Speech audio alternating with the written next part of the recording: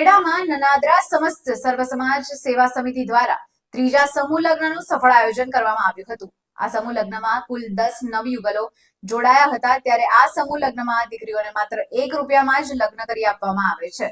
સમૂહમાં 51,000ની ઘર વપરાશની દરેક જોડાને કીટ ભેટ અપાય છે।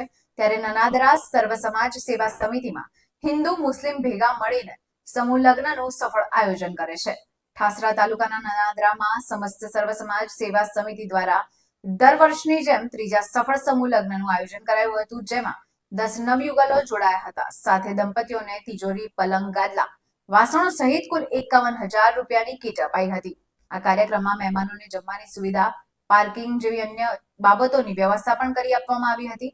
આ કાર્યક્રમને દર વર્ષની જેમ સફળ કરતા પ્રવીણ ડી પરમાર, સિદ્દીક મલિક, મહેશભાઈ પરમાર, સોમાભાઈ પરમાર આ બધા મહાનુભાવોનો આયોજન કરતા તરીકે મહત્વનો સિંહ ફાળો સમૂહમાં જોવા મળ્યો હતો।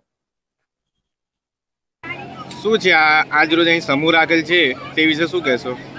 અમે સતત 2023થી સમૂહ કરીએ છીએ અને કરતા રહીશું।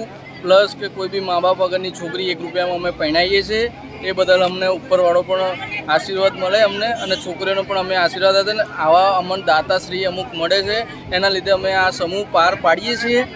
બીજું કે અમે હિન્દુ મુસ્લિમ એકતા સમિતિ છે અમારી, એ બધું એકતા થઈને અમે આ સમૂહ પૂર્ણ કરીએ છીએ।